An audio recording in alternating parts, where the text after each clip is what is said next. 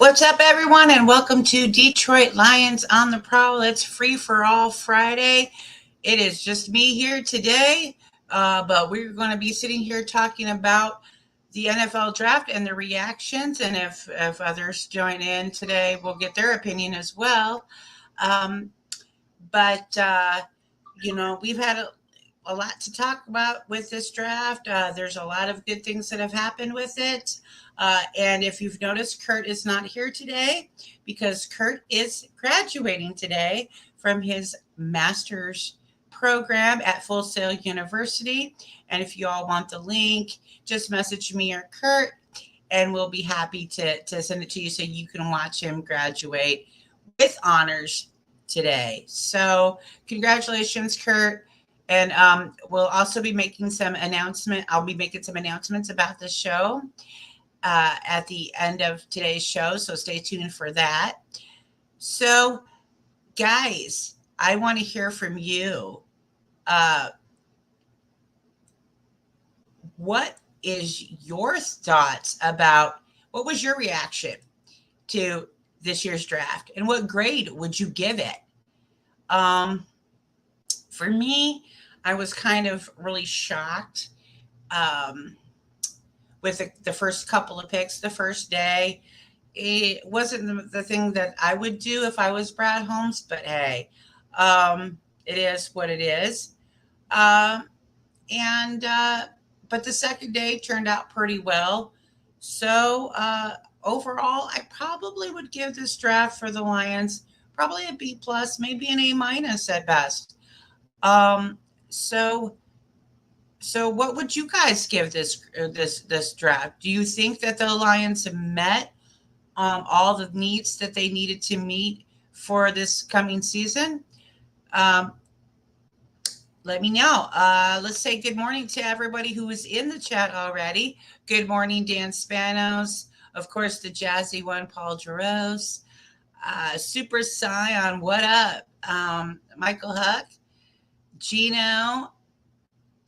Thank you, guys. And George Eagle, good morning. This is the most exciting time now for the Lions because, they're on the radar of a lot of the other NFL teams. They're on the map. People are paying attention. So, it's, some fans weren't happy with this because of what they call positional value. But honestly, positional value truly only matters with how much you're going to pay the guy, to be honest. As long as you got the guys you need to make the team, no one's going to be talking about where they were drafted a couple of years from now. So, some of these fans that want to be like, this, that, or the other thing about, we shouldn't have drafted this at first, or we shouldn't have drafted that at first. Slow your roll. Oh, look who is in the building. It is our man, Luke G. What up? What's going on, family? Look, I was like, I'm making sure I get on today's show. I'm indebted since I lost a bet. Yes. So our bet was that you said that Handon Hooker would be picked in the first round. Where at? Yeah, I said he'll be picked somewhere between the first and second round, but my guess is he'll be picked in the first round. I don't think he will fall to the third. And you said he's going to the third round. Yep. So today, Luke, you must finish your opinions with whatever I want you to say. And so what I'm going to have you say is, however, Val is the queen of the draft, and I am only her throne. All right. But however, Val is the queen of the draft, and I am only her throne. I got it. Okay, I'm going to remember that. All right. So, Luke, I must ask you, what was your reaction to this year's draft, and what grade would you give it? I hate grades. I think last year, I told everybody that if I give out a grade, if I'm forced to give out a grade, it's going to be the same every single one, which is a C until they show me, and then the grade can go up. I think grades are not cool because if you think about how grades work in general, you generally turn in the work They then look at the work and determine if it's satisfactory and say it's graded. I can't grade people who ain't put no work in. And so that's why it's hard for me. So, but if I gotta put a grade on it, I'm gonna tell you it's gonna be a C because I don't know till they play, right? You know, I don't know what they're gonna be. However, Val is the queen of the draft, and I am nothing more than her throne. You know, Luke, I had to get you because you were planning on torturing me, so I have to get you today. So let's see. Let's see what our proud nation thinks about this year's draft. Michael Lide says, now that the shock has died down, I think everyone is getting on board with it. We got 4 guys that could potentially be at their best at their position at the top and could make an instant impact. Yeah, I feel like what the biggest things for me when it comes to this draft is he essentially did what I always thought that good general managers done.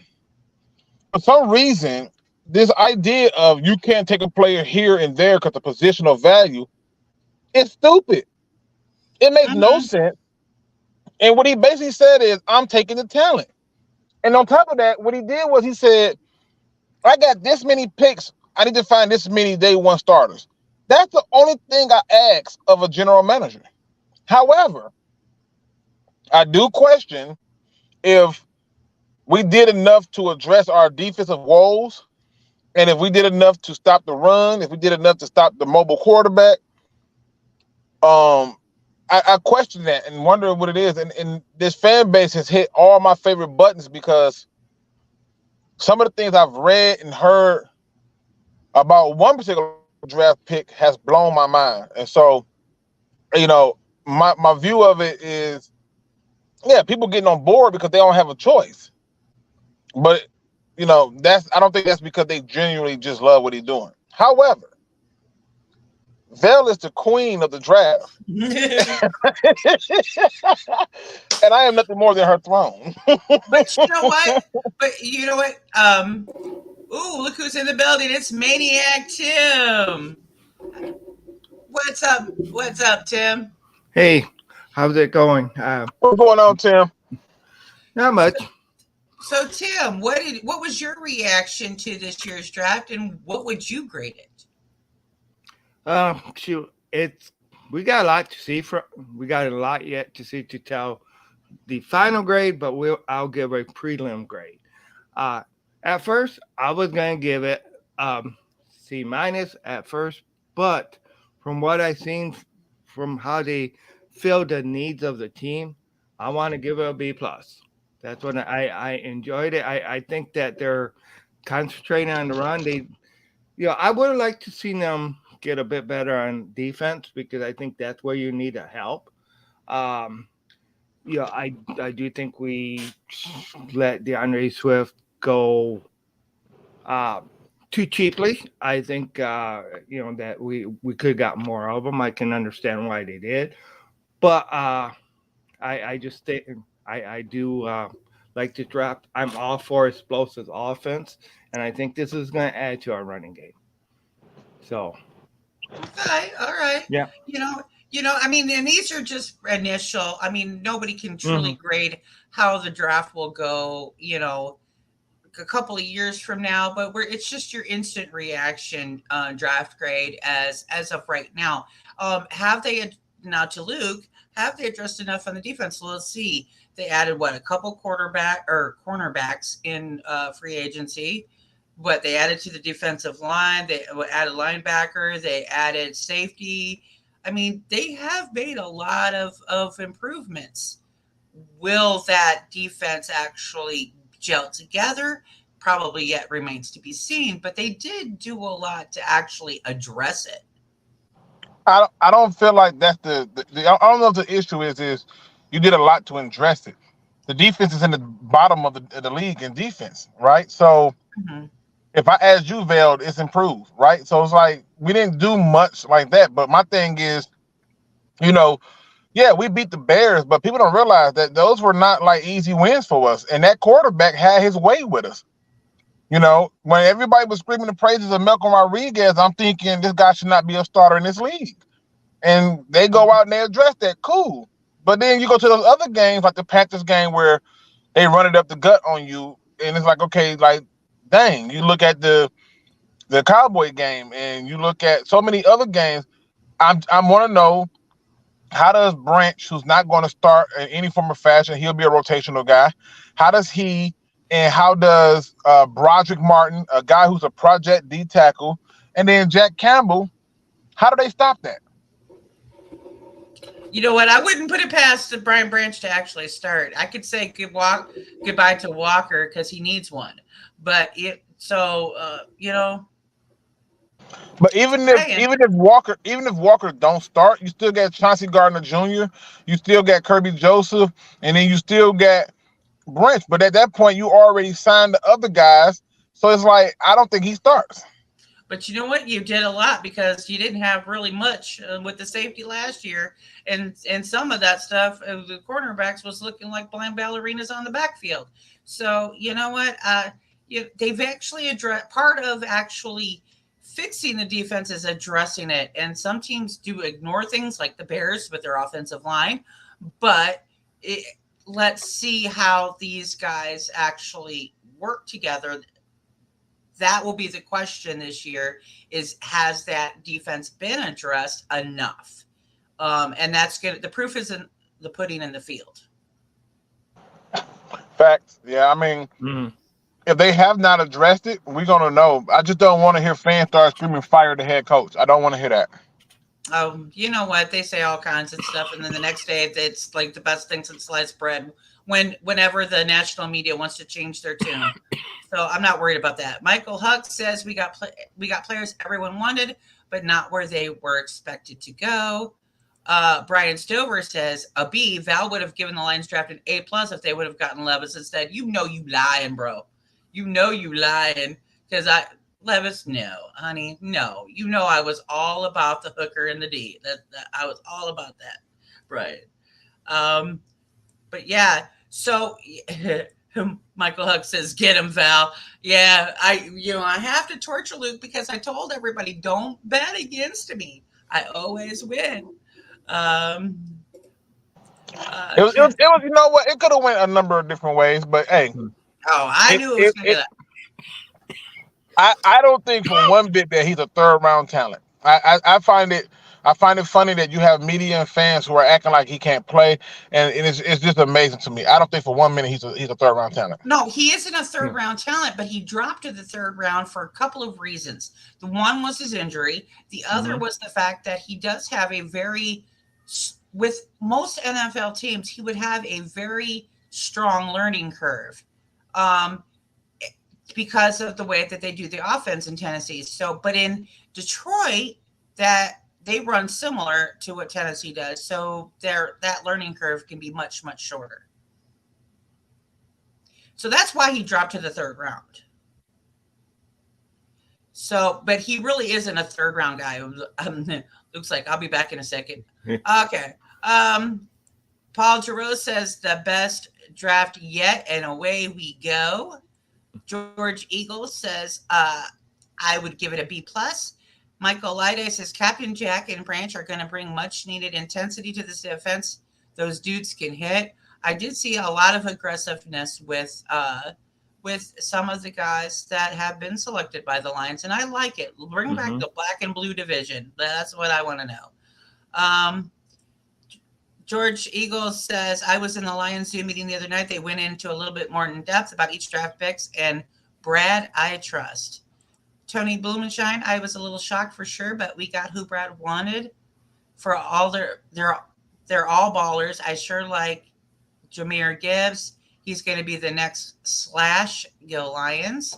I don't know about that. Me and Gibbs have some issues right now, and it's not Gibbs' fault. It's Brad Holmes' fault, but we'll get into that a little bit later.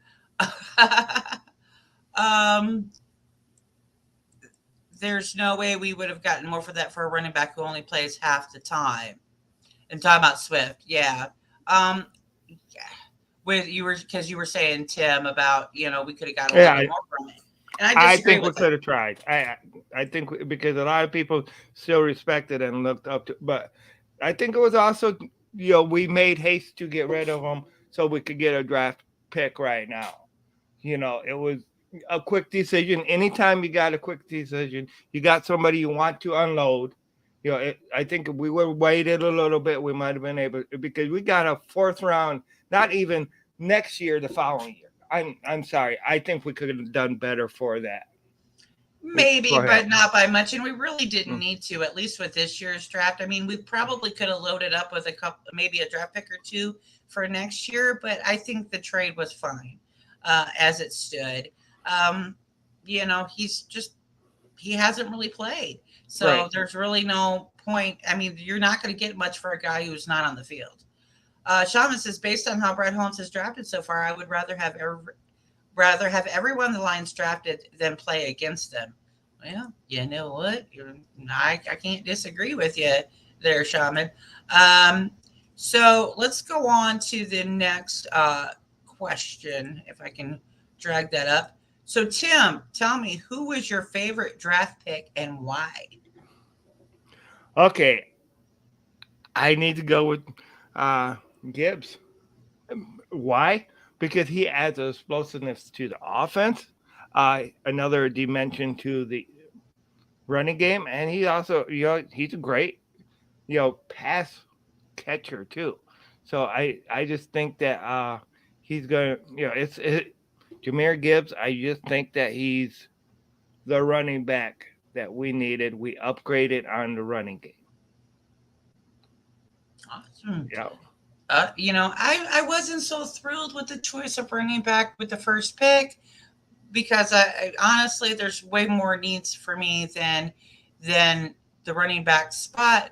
But I could see the need for replacing Swift, and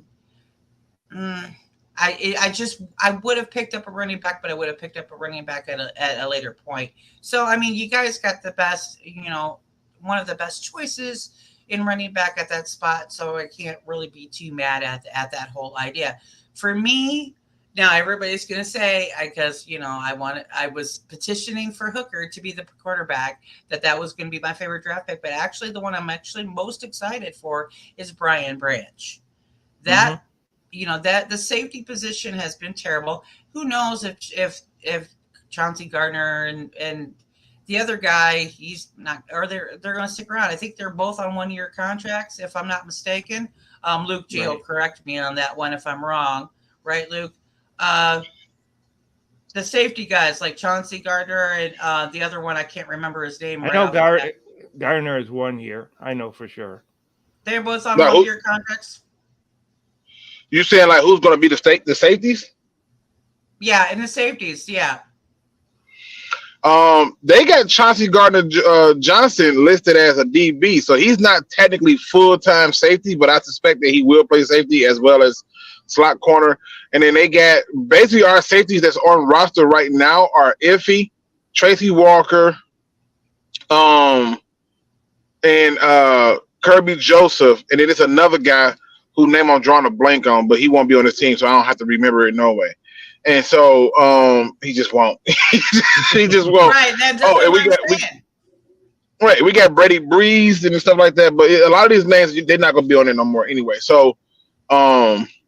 So that was my favorite draft pick is Brian Branch, because I think that he is going to bring an explosiveness to the safety position in a different way than the safety position has been used for Detroit so far. I'm 100% more. My favorite pick is Handon Hooker. I don't think people understand the implications of what Handon Hooker brings to this team. Like Handon Hooker now has the ability right now to he has the ability to do what Russell Wilson did, to do with so many of, like, it's something, if he had been healthy, he'd have been a first round talent all day, right? But he wasn't. And so he gets to come into a situation where a team is going to be ready and made, similar to what what's his name? Alex Smith. Alex Smith was the guy, and Patrick Mahomes. Patrick Mahomes came into it. So you'll have somebody that comes into that situation where it's like, hey, this is perfect. So for me, there is no better pick than that. You get a first round talent quarterback in the third round, you win it. Luke, did you know that Patrick Mahomes is the best player to walk on planet Earth? I'm not gonna say all that. I feel like that's a bit of a stretch. I saw that today, and I was like, "Excuse me, bro, what?" No, not by a long shot. But no disrespect to Mahomes, but he's not the best player to walk planet Earth.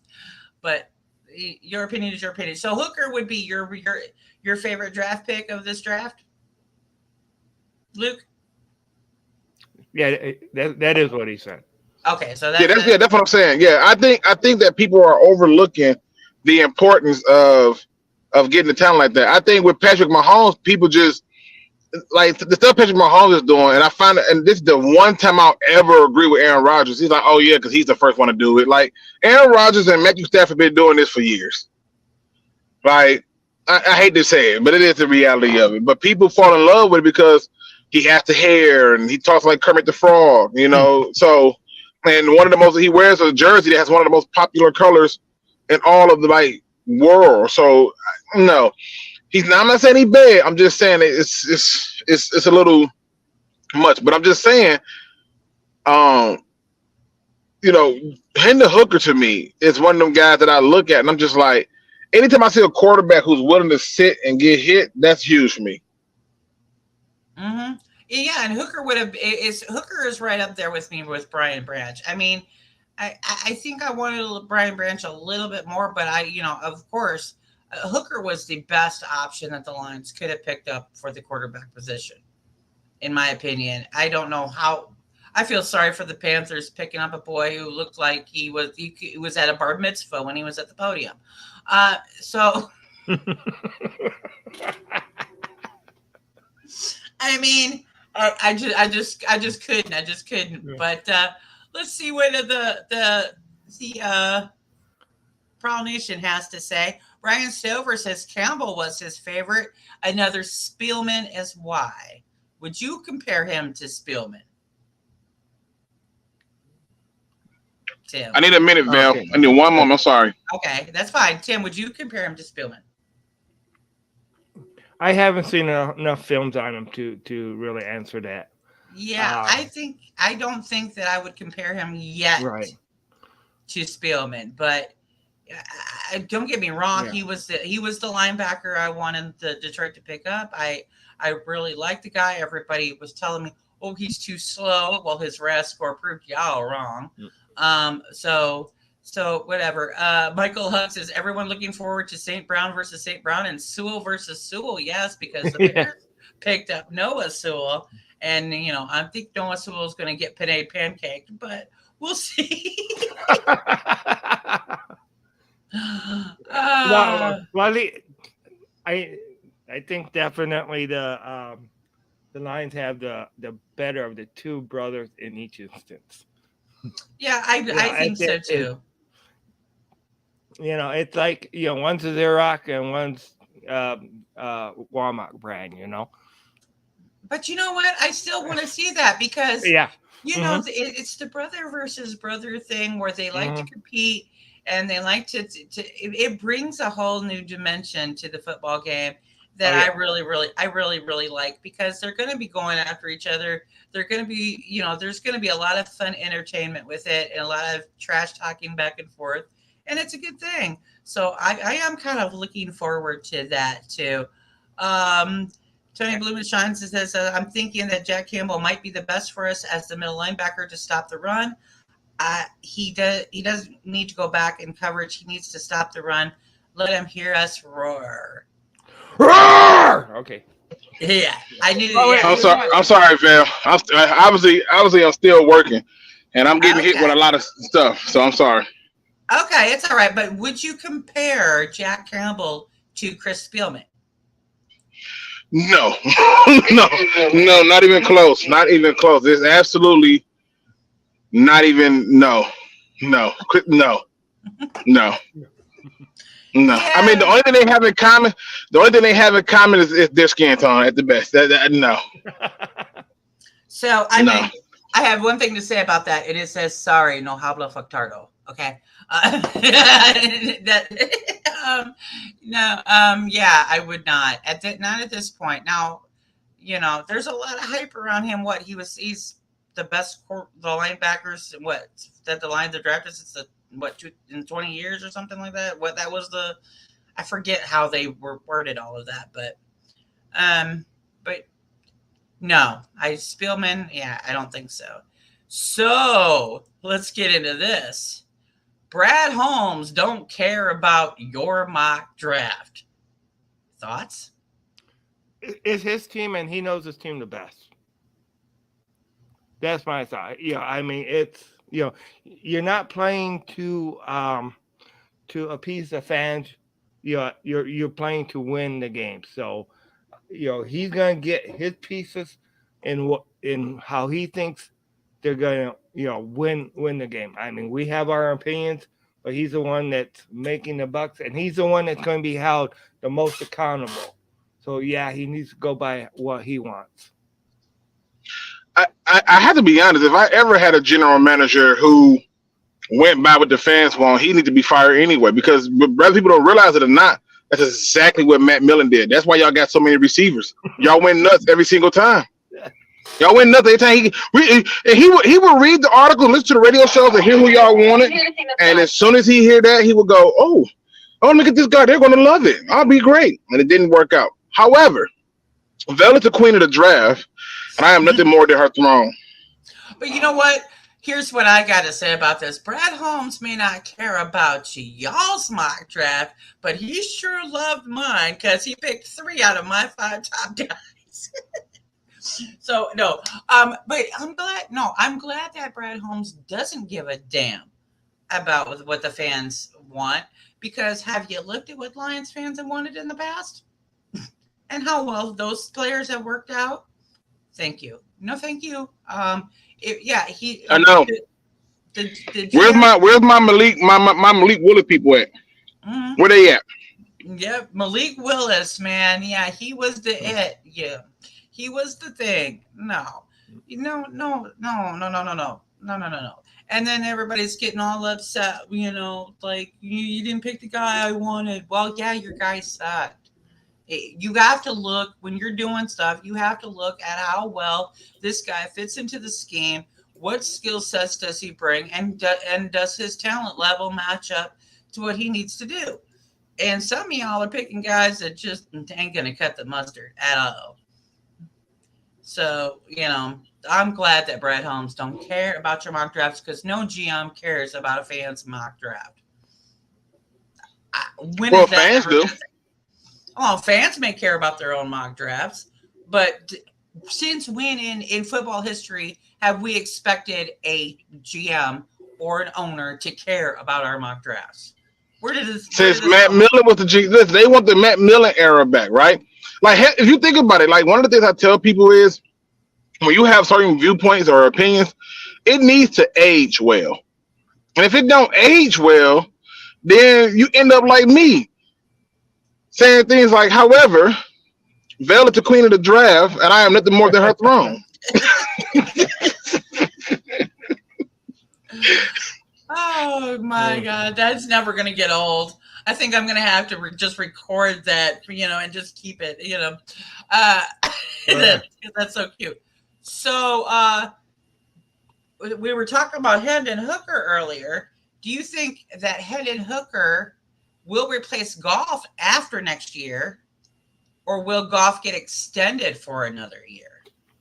Because we're not expecting Goff we're expecting Goff to play this year, because he's under the contract. He has 1 year left on the contract. So after this season, if he does well, will he get extended, or will Hooker take over? Because Goff is going to cost $50 million. Well, I think he will get extended. As long as we can get as long as he does the job. It's Goff's job to lose. All right, in my opinion. No, it's no knock on Handon Hooker. His talent is there and stuff like that. But I do think that it's Goff's job to lose. If he does great, but if he goes ahead and does a belly flop, goes back to what we've seen in the first year of the Lions, then he won't get extended. But I think Goff will get extension if he does good. So, Luke, do you think that Handon Hooker will replace Goff after next year, or will Goff get extended for another year? Okay, this to me would be the smart move. The smart move would be to replace Goff after 2 years, meaning extend him for one more year, you know, or let him play that final year out. If he holds out, great. Then we start the guy sooner than we want to after a year. If it were me, that's what I would do. However, if I had to say this is the last year for Goff, and I had to say Handon Hooker's going to be the guy, I'm cool. I got way more confidence in Handon Hooker than the Packers claim that they have in Jordan Love. All right, and they're not going to do it. My confidence is way higher than Tennessee's confidence in Malik Willis, because you don't take Will Levis if you really believe in Malik Willis. You just don't.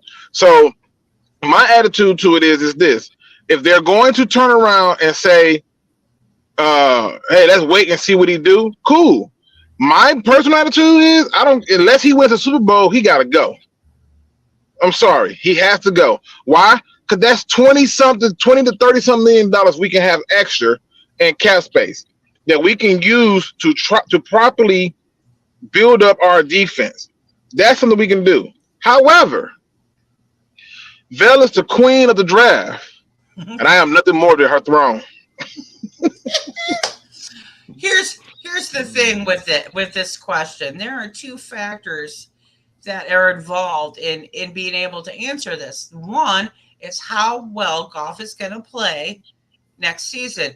Now, will he, with the team that's built, can he bring this team?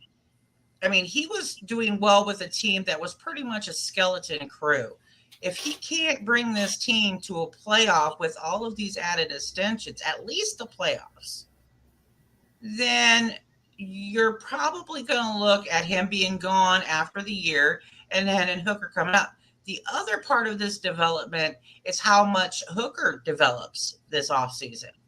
Because if he's progressing very well, and then they'll probably want to start him out as soon as possible. And if not, then they'll extend Goff for another year and give him a little bit more time. So there is a lot of question for me with this.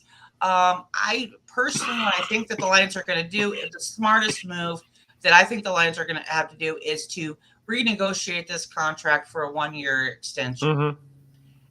Now it'll drop the cost, but if Goff makes it into the playoff division, you're going to have a little bit of a tough time to do that. See,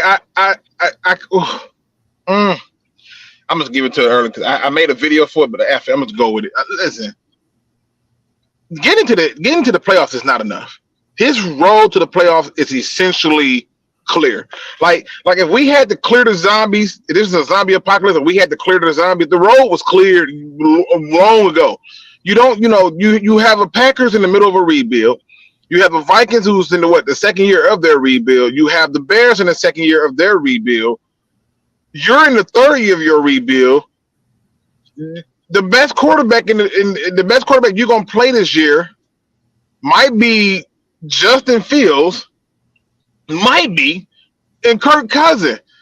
And the division is demolished, so we should be winning the division. The rest of there's no reason. Getting to the playoffs is not enough. It's not. It's not enough. What it does at the best, if we get to the playoffs and we lose, or we get to the playoffs, we win a playoff game, then lose the next one, I would not retain Jared Goff. Why? Because at this point, he has shown me that everything needs to be perfect for him to perform. I need everything in alignment for him to perform. He's not Stafford, and this is why the Rams moved on from him. When everything is not perfect, what does he bring to the table? Nothing. Not even his cute girlfriend. Nobody care. At the end of the day, he has to bring something to the table that is going to be valuable. And getting to a playoff is not enough. We way past just getting to a play, especially when your road to the playoff has been cleared. Right. I don't think any person in here believes that they're not going to the playoffs. You know. However, Vel is the queen of the draft, and I am nothing more than her throne. Unfreaking believable. I'm gonna win me a bet. I'm gonna win me a bet, and I got something nice for you, Vel. I got something nice for you. We got some revenge bet going on here. We'll have a revenge bet. But see, I in that point, I can kind of agree with you, Luke. I mean, but I'm at least expecting minimal playoff, but it's not just on Goff. I'm looking at the rest of the team as well. This team needs to step up to that point. And if they can't even reach that, if Goff can't lead that into at least that, then there's a problem. Well, the problem is going to be they're going to blame it on the head coach, and they're going to blame it on Aaron Glenn, the defensive coordinator. But there's one person that you just need to look at, and it's the person that everybody who acts like I hate for being critical of him not addressing a need. That forget the need part, forget that. The necessity of all necessities, which is a comparable defense. It's year three. We're 5 years removed from Matt Patricia, and our defense still sucks. This just seems strange to me, and it's not a coaching issue. Right. However, Vel is the queen of the draft, and I am nothing more than her throne. But you know what? I told everybody before this draft came on that this was a critical year for this build. This defense needs to be built this year. And it needs to show that it's built. Because you're talking about a 6-year build, which is extremely long in the first place. But you were almost in contention last year. If you can't pull this off, what are you doing? If you can't pull off at least playoffs at this point, what are you doing? So this is very critical. You've got now enough things stuffed into the defense because the defense is critical to helping the quarterback succeed. But you've got enough. You've got enough to work with now. You shown that you have the capability to work with a skeleton crew. And if you can't work with this, there's a problem. So I'm in agreement with you, Luke, on that one. Let's see what the Proud Nation kind of has to say about this whole issue. We're not going to go into the Jalen Carter thing. We just stuffed that to death. Raw Podcast says, I'm here. We don't get every prospect right. No one is perfect in that regard to every college prospect coming into the NFL. No one is perfect, but with enough that he's added, he should have this done already. He should be able to at least get to the playoffs minimally. He should be expected to do more, but at least that. Let's see what else. It says drafting Handon Hooker at his age makes it a difficult situation. How? Oh my God. Here we go with this again. Why? I want to know why this makes it a difficult situation. Because most quarterbacks don't get into their prime until their 30s. Listen, I don't even care when they get into their prime. I don't care about none of that. I didn't know 25 was old in this world. When did that start? When did 25 become old? Like, I'm not being funny. The age has nothing. Okay, stay with me. Let's go look at Warren Moon. Let's go look at Kurt Warner's. Look at all the people you want to go through the history. You could just go down the list on it. It's different for the quarterback. If he's took a lot of hits, if he took a pounding and a beating where he's getting sacked a whole lot and he's getting destroyed, and I can understand the age being affected because your body is getting older, it's going to be different. But he didn't. He avoided a lot of hits. He delivered the ball when it was supposed to be delivered. And the age is not a situational problem for me because guess what? If he doesn't play until, let's say he don't play until he's 27, right? He spent 2 years in this system under Dan Campbell, and he don't get in until he's 27, hypothetically, right? I don't give 2 flying nickels if he give me 5 strong years. If he gave me 4 strong years, I don't care, right? I'll take 4 strong years. If let's say he gives me 2 max seasons, he's still better than Nate Studfield, which means at the very least you have options. You can trade somebody, or you can just draft another quarterback, and you know you got a quality backup. But the age doesn't do it for me. I cannot. The age thing needs to die because for me,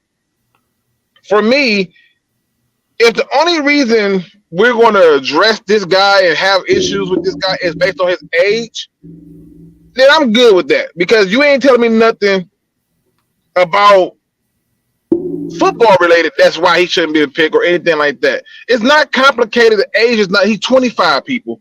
He's 25. He won't listen. I have heard this so much that I had to look up this man's date of birth. January 13th. January 13th, 1998. It's going to be okay. He will be 26 next year when the season is over. That's all I'm saying. Shout out to my man, Kurt Steele. Congratulations, Kurt. Yeah, congratulations. Kurt is in the chat. Congratulations, Kurt. Awesome. We're so happy and proud for you for all the stuff that you're doing. And here's my thing with this whole thing. And I think this is what's contributing to the age discussion in the NFL. A lot of the NFL talent that's being drafted is getting drafted younger and younger and younger each year. And they're getting drafted earlier than what they normally have been. Due to rule changes, though. So remember back in the day, there were certain rule changes that allowed for them to come in a little bit earlier. But then they changed it because they saw that people was ready, which I'm not even sure that was true because half these kids, we're going to leave that alone. But no, I'm not going to leave that alone because that's part of my point, Luke, is that as they're drafting these kids, you're seeing the talent level actually in the NFL drop because these guys aren't getting seasoned enough and cooking enough. Yeah, and if they're not performing up to par, what they're probably more than likely doing are getting in trouble. I mean, Henry Ruggs is a perfect example. You know, our own receivers are a perfect example. You were told multiple times by multiple people at multiple points about how things work, and you still did the opposite. So, the age, and I get what he's saying. I get what he's saying because he's like, hey, are they going to give him the keys? They have to. They have to. The keys have been turned over to worse. Like, you look at Nick Foles when they gave him the keys to keep things afloat. That season would have been dead in the water. Yeah, or you look at a lot. There has been a lot of quarterbacks who have been a lot younger who've been handed the keys that shouldn't have been. And actually, The fact that Handon Hooker is older and a little bit more seasoned and a little bit more mature and a little bit more ready, and he has a high intelligence factor. And by the time that Goff leaves, he'll be in his prime as well, and he'll be ready to go. That was the best solution because weren't going to get Bryce Young or CJ Stroud. Thank God you didn't because I don't like neither one of them. But I mean, who else? Who else was a quarterback selection? Y'all wanted the quarterback. And again, to TA's point, like I said, to his point, he was one of the ones that's like, look, we need a quarterback. We need a quarterback. We need a quarterback. I was right to be, we need a quarterback. Like we needed a quarterback. Like, but to me, the age thing I think was a trigger for most of us because it keeps being brought up as if though it's some type of metrics of the player. And I think with what you're pointing out is like, yo, like this is, I get it, but the age thing shouldn't have nothing to do with it because you're looking at a guy that you're saying, hey, he's essentially going to have to redshirt that first year. That second year, if things go good, he chills. But guess what? I don't have to spend all this money if I don't want to. That's the whole goal, to avoid spending money you don't want to. Mm-hmm. So, it's just one of them things where you want to try to avoid that. And I'm just saying, like if anybody, Raw Detroit, he was one of the big Handon Hooker people. I know when I listen to all the people's stuff, he was one of the biggest ones. Was a big Handon Hooker person. Hell, I even told you I took him at 6 because I don't think he's gonna fall to the 3rd. That's how scared I was of not getting him. And the Lions started gambling, which they gambled and he fell to the 3rd to him. Okay, great. That's great. So, I was 100% down for it. I was 100% down for it. But Vel is the queen of the draft, and I am nothing more than her throne. Paul Giroux says we should just be grateful and let things play out. So yeah. I'm so over and done with the age conversation. I've been arguing about that, but from Hooker from day one. And so we should just leave that alone. So no. I think what he's saying is he says I'm talking about Goff getting contract extension. So when will Hooker get his opportunity to play? When he's 30 years of age, if Goff gets a new contract to continue in Detroit.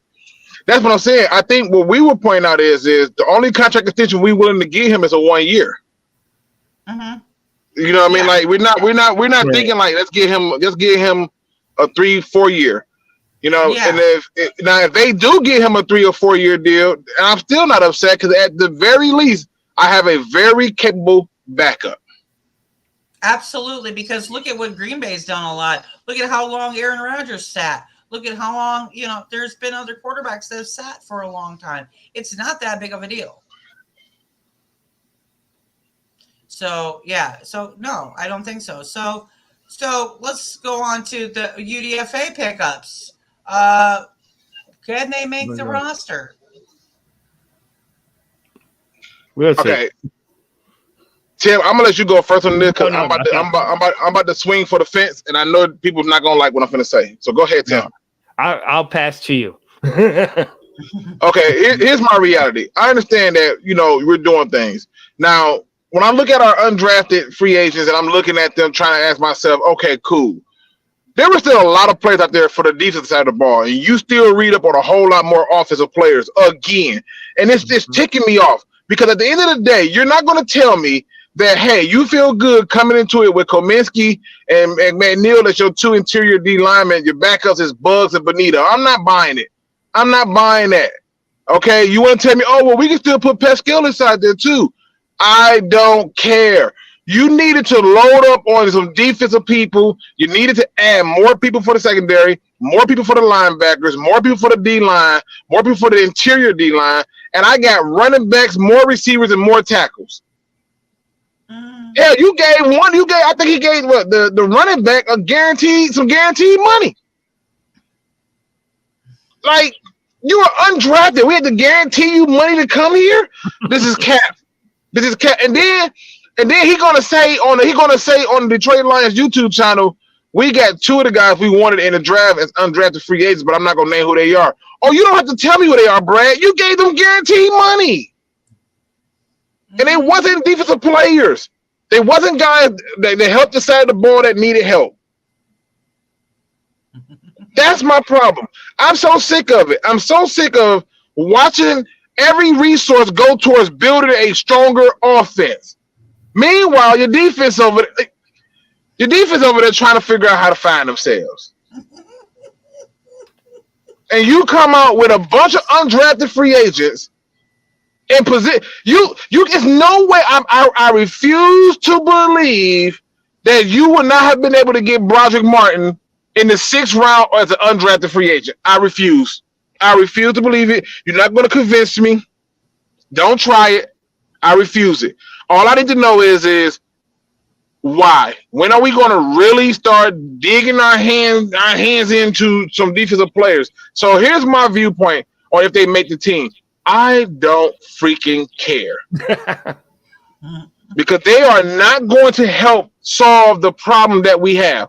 What undrafted free agent that we have is going to solve a problem? You want to tell me that the running back that we added from was it Minnesota? You want to tell me he's going to solve a problem for us? Well, guess what? You took 112th.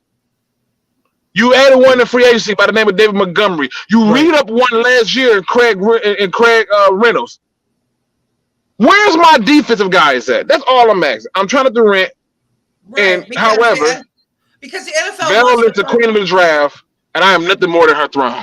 Because the NFL wants to focus so much on the offensive side of the ball, and it's a mistake, in my opinion. But go ahead, Tim. Now, is that a Goff issue? Is that why he's totally, because like you were saying, Luke, and like we know we do need every piece of the puzzle for Jared Goff to succeed. I don't know if it's a Goff issue as much as it's my issue with my general manager. I think he's done some good things. I've loved some of the things he's done, but for me, it's an issue. It's a Lions issue. Because if everybody were to come into this offseason looking and say, what do we need to fix the most? I'm almost sure that 99% will say defense. Yep. And Jack Campbell ain't changing the defense like that. But when you're looking at Jack Campbell, you're looking at the I think the defensive line people you picked up, the safeties, but it's not enough. The cornerbacks. I mean, you pretty much what cornerback? Cornerback, not quarterback. Corner. Oh. Which one? Listen, he only added Campbell, Broderick Martin, and Brian Branch. Who are the other people? Who am I forgetting? Well, you forgot the free agents and the FBAs. Yeah. No. We're talking about the draft. We're talking about the undrafted people. Who did he add? So right now, if you look at the Lions draft picks, he went running back for offense, tight end, receiver, offensive tackle who can play all the positions. That go 4. And he took I know I'm forgetting somebody. Tight end, running back, receiver, offensive tackle. And then we took for defense Jack Campbell, Broderick Martin, Brian Branch. Who am I missing? Yeah, but does it matter that it only has to be addressed in the draft, or can you fill those depth pieces in cheaper options ways with your free agents and with your UDAs? Well, I think Luke already answered that he didn't go far enough in the UDAs. He went more into offense. Even in he went in the draft. You're talking about but he was talking about the draft as far as what we drafted. No. What I'm saying is how many draft picks did we draft this past couple weeks? How many draft picks? 7 or 8? It was 8, I believe. Who was the 8th person? Gibbs, Campbell, Laporta, Brian Branch, Broderick Martin, Handon Hooker. That go to the last one, Handon Hooker. And Campbell. Campbell. So he took 5 offensive players in the draft to 3 defense. Right. But he did address the defense outside of the draft. Did he? Yeah, he did. With who? I said outside of the draft with the UDFA. Right. With who? Does it with the cornerbacks? With I think there was a D lineman. I think there was a few other people that they've been adding. I can't remember all of the names. I feel like he went to sleep on them undrafted guys and added more offense. I sat there and I counted it. And I'm pretty sure we even in the undrafted free agents we took more offensive players than we did defense. I could be wrong. However, Vel is the queen of the draft, and I am nothing more than her throne. No, in the draft itself, by itself, we took more offense than defense, but we addressed the defense with the UDFA. And free agency is what you're saying too. Yeah, free agency. So that's where we addressed it before and after with the free agent market. So that I think adding depth. Now, if those players make the roster, I want them to be. I don't know if they'll make the roster like starting or whatever, but if they're great depth pieces, we need more bodies on the field. So, But I'm fine with it. You're only allowed your 53-man roster anyway. So having more bodies, are those positions upgraded enough to make the defense better? Because we definitely need a better defense than what we have had. Correct. Correct. But you got guys that were in the FA that's going to make the roster, especially with the cornerback position. Safety was addressed in the draft. Linebacker was addressed in the draft. Defensive line was, I think, addressed in free agency. So what part of the defense wasn't addressed? But the interior defensive line and more linebackers. Like for me, you can't have that defense come out and do what they did that whole season, and you bring them all back. You bring back Bugs, you bring back Kaminsky, you bring back Bonito, you bring them all back. You cannot tell me that I'm bringing that whole D line back that gave up 247 in the first half to the Panthers, who gave up over 1,400 yards of rushing the last 10 games. Mm-hmm. You can't tell me that's your answer to the defensive, and your response is, let's get better in the secondary and let's get linebackers. Or a linebacker.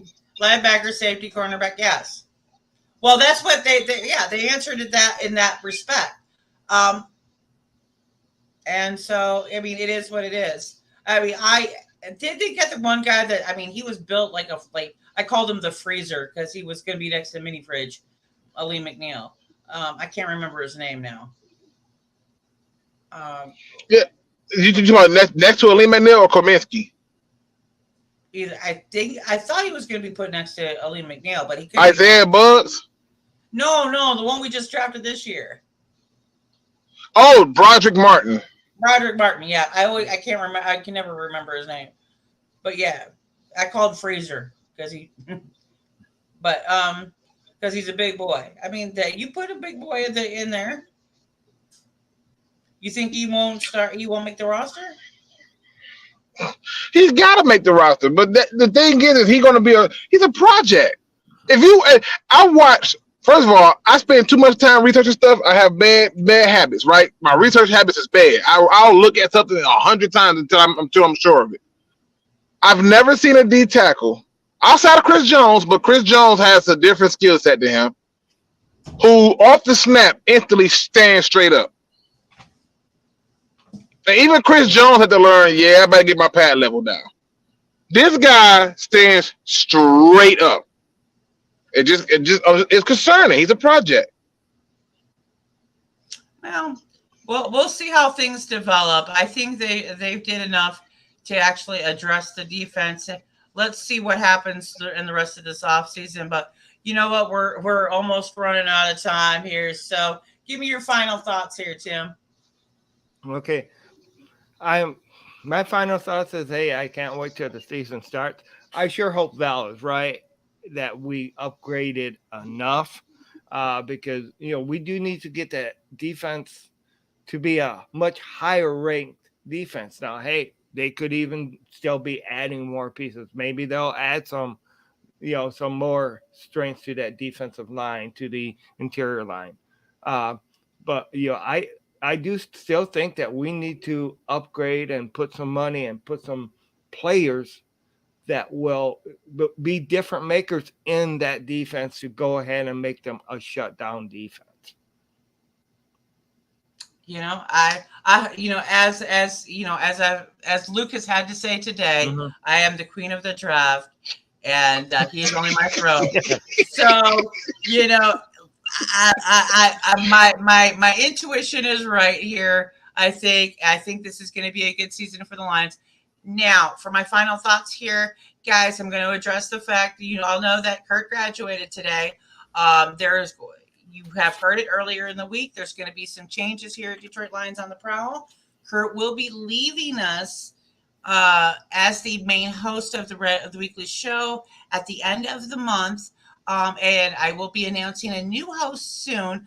Coach Mike will also be leaving us as well to focus on wolverine.com. So make sure you go support him. Those guys will come back and hang out with us on Free for All Fridays every now and again. So we wish both guys the best of luck. LO will stay with us, and I will be announcing a new host for the weekly show coming soon. We may even change to a new time slot during the week. So guys, stay tuned. We got a lot of cool stuff coming for you.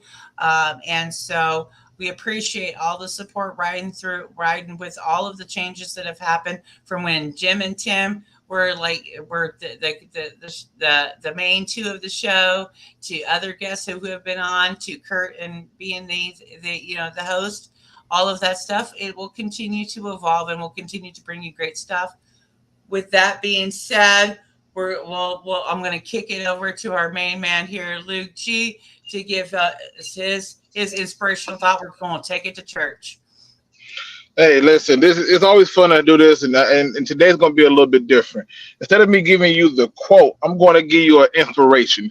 See, today I got inspiration, and that's what led me to this particular message of being but don't break. See, this is inspired by one Mr. Kurt Steele. Shout out to that man over there for always understanding that he can bend but never break. And I think some of y'all need to take a lesson from him today, because guess what? When you bend, you're going to get pushed. The world's going to test you and tell you what you can and cannot do. The world is going to push you in different directions, and you're going to move from time to time. You may even pivot and go the wrong way. But when you bend yourself right back into a position to go in the right direction, it doesn't matter. You see, it's okay to bend a little bit. It's not okay to break. We don't do the broken part of it. See, I can push myself beyond limits, but I know that at some point the limit was only an obstacle that needed to be conquered. And I find myself in position to tell you today that guess what? Whatever you dealing with, it was only a moment for you to bend, not break. So all those type of people decided to come in your way. There's that supervisor who wanted to talk to you crazy, was trying to get you to break, but all you did was bend around it and kept on pushing it. I just need you to understand that there's more power in your ability to just bend than it ever will be when you break. And as long as you understand that there's no such thing as quit in you, there's all dog and all fight, I can assure you that everything that comes before you will fail. It will crumble. It will not triumph. It will be at the bottom of your foot, because you are something similar to a palm tree. You will lean a little bit when that hurricane comes. But when the hurricane has passed, you'll stand right back on up and reminded that you stood in the face of all things that came against you. With that being said, ladies and gentlemen, hit that like, subscribe, notification bell, join the family. If you don't do nothing, my man Kurt still ain't here, you got to boss up, ball out, and be the best person that you can be. Until next time, we love you, Jim.